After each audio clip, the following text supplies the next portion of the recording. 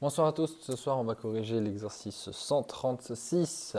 Donc on nous parle d'un cylindre droit de rayon 15 cm avec une hauteur de 20 cm qui est coupé par un plan parallèle à l'axe du cylindre en coupant la surface de base par une corde de longueur L égale 10 cm. Détermine la surface et le volume du plus petit des deux corps. Donc, on va déjà essayer de comprendre qu'est-ce qu'il raconte avec un plan parallèle à l'axe du cylindre. Donc l'axe du cylindre, c'est l'axe par lequel on fait le cylindre, donc l'axe sur la hauteur. Et donc un plan parallèle, c'est un plan qui va venir être devant. Et donc ce plan parallèle, il va me créer une corde de 10 cm sur le cylindre, c'est-à-dire que dans le cylindre, si on le regarde du dessus avec le cercle, on va créer une droite qui va venir créer 10 cm sur l'arc de cercle ici. Donc, si je fais tout ça en dessin, ça donne ça, avec toutes mes informations. Et donc, si je regarde depuis le dessus, ici, j'ai oublié d'indiquer que c'était les rayons, on crée un arc de 10 cm avec des rayons de 15. Donc, on se retrouve avec ce schéma-là, soit vue de côté, soit vue du dessus. Évidemment, ça va être la vue du dessus qui va être la plus utile ici, puisqu'on aimerait bien déterminer l'arc ici pour pouvoir après extruder un prisme. Cet arc-là, c'est tout simplement alpha fois le rayon. Et pour ça, il me faut l'angle alpha. Et évidemment, c'est alpha en radian ici, sinon on ne va pas pouvoir s'en sortir.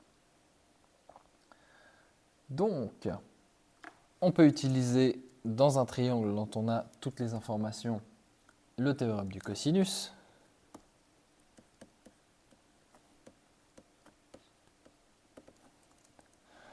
On n'a que 10 au carré, c'est égal à 15 au carré plus 15 au carré, moins 2 fois 15 fois 15 fois cosinus de alpha. Maintenant, j'aimerais alpha seulement. Donc, 10 au carré moins 2 fois 15 au carré sur moins 2 fois 15 au carré est égal au cosinus d'alpha. Malheureusement, vu que j'ai une soustraction en bas, je ne vais pas pouvoir faire grand-chose. Donc, il va falloir que je développe. Ça me donne 100 moins 450 divisé par 450 est égal au cosinus d'alpha. Et donc, alpha est égal à soit 38,94 degrés, soit 0,679 et 6 blablabla radians. Ici, cette longueur va être très pratique, puisque si je travaille en radians, eh bien, je vais pouvoir avoir la longueur de A. Une fois qu'on a cet angle, on peut du coup calculer l'aire de la petite surface que j'ai coupée. Donc soit on utilise les calculs très classiques de j'ai un triangle et un cercle, un segment de cercle même, et du coup je vais faire mon secteur de cercle moins le triangle, et du coup j'obtiens l'aire du petit secteur que je vais noter ici en vert. J'obtiens ça. Ça c'est l'aire de la base que j'ai là en vert. Soit je retourne à la page 100 de mon livre et je vois qu'il y a une formule exacte pour faire ce calcul. Et l'aire du segment, c'est 1/2 de phi moins sinus de phi fois r au carré.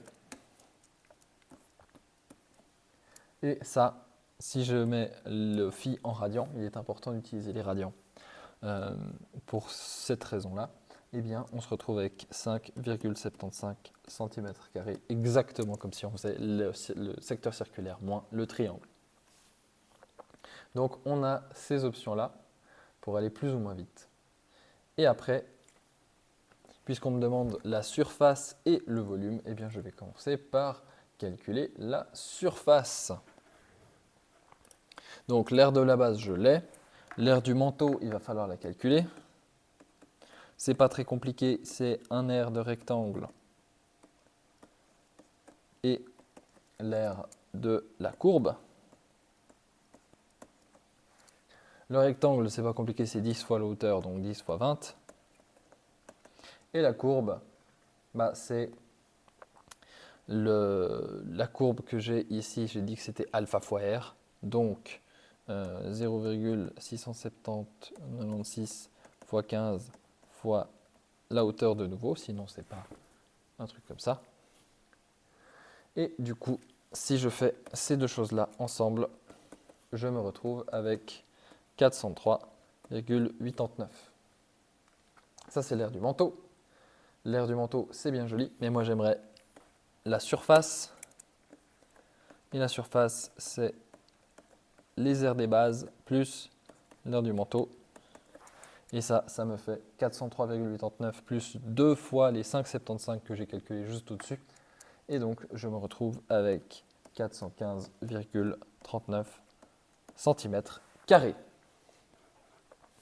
En ce qui concerne le calcul du volume, ça va être très simple. On a un prisme avec une base. Donc, la base fois la hauteur. Cette base, on a dit que c'était 5,75 cm².